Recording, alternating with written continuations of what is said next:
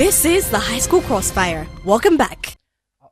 My name is Secondary Jibril, Gombe Secondary School. So panel, I will actually basically start with what is important in this debate to show you what opposition actually tells us. They tell us that they break our parameters simply because they feel like a problem that is faced on a global scale should be handled on that stage.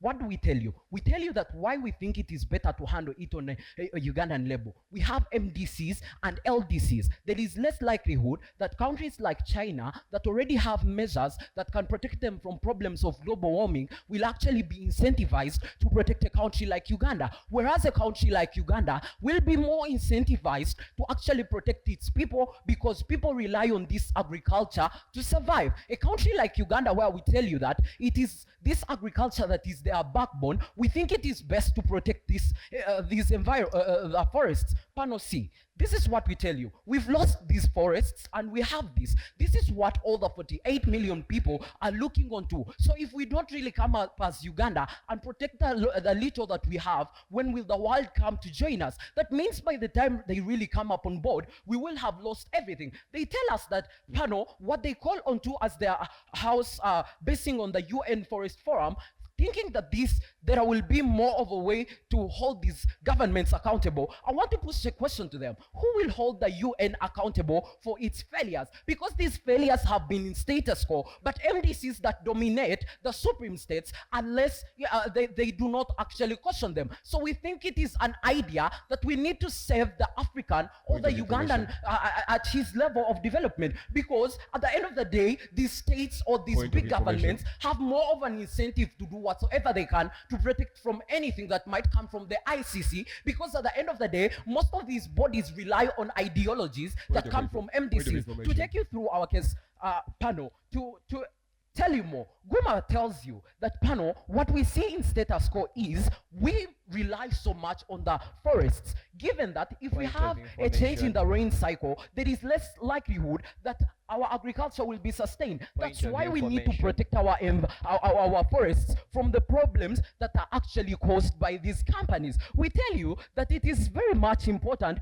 for us to understand that in this world, or as per status quo, if we are losing a lot that we are supposed to have, as Guma tells you that we at least lose about 10 pitches of forests every day, that means we are in a problem, which means we need to really protect our side. To still show you more of our case, we tell you that, panel, developed countries made mistakes in the past when they really failed to protect forests. We cannot as well repeat those very mistakes. We tell you that what they are calling for, or what they say in their case, that they will actually, the second speaker says that these governments should actually get alternative sources of energy. We told you in our policy that we are looking onto funding sustainable energy in these countries so that people get this as an alternative to rely on, which means that what they actually called for is a benefit we have in our side, unlike what they actually think. We need to, the speaker that will come will really need to tell us how practical their world is, because our world is in a direction that protects ideas or interests of the people, majority of the people, given that we are relying on a state,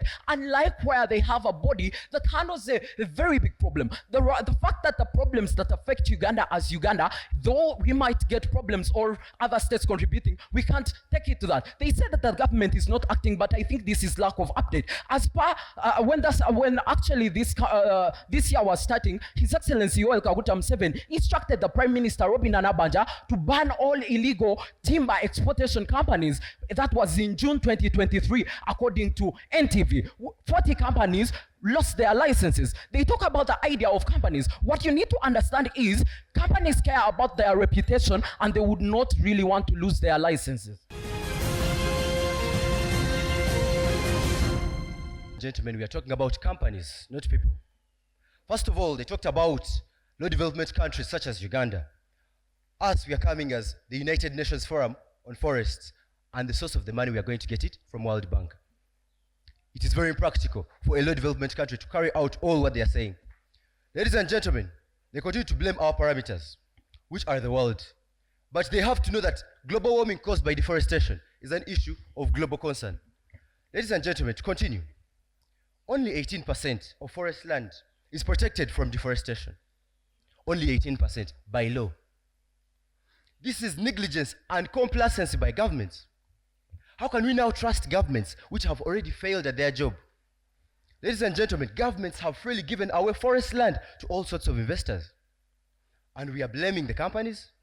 Governments are rather complacent. For example, in the National Environment Management Act online portal, Budongo Forest was all cleared and cut down just to give land to investors.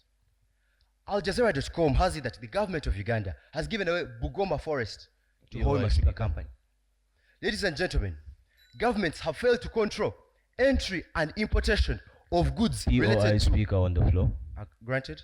How are you going to hold your house accountable after you saying that the government has failed?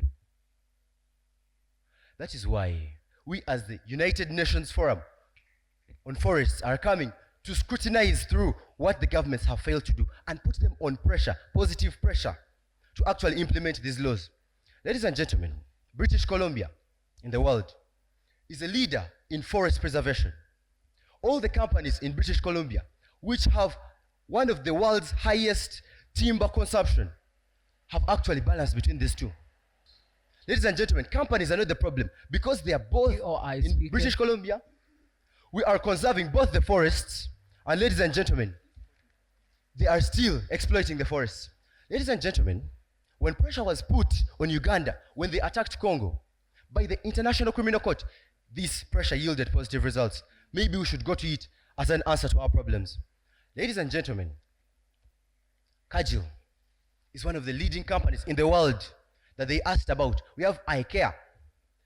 But these companies, ladies and gentlemen, have been accepted by their governments. They have been licensed continuously. And their activities are under the government. A public limited company is an artificial person that has been licensed and has this government's approval to do all the activities they do. Ladies and gentlemen, companies are under governments. If we look at the bigger picture here, who's promoting the deforestation? It is actually the government. POI speaker on the floor. Ladies and gentlemen, they came and gave us Uganda as a low development country. Uganda as a low development country has also failed to manage the results of their increasing population. Ladies and gentlemen, 14.4 million hectares of land have been cleared just to settle refugees. That is even increasing on the population they already have.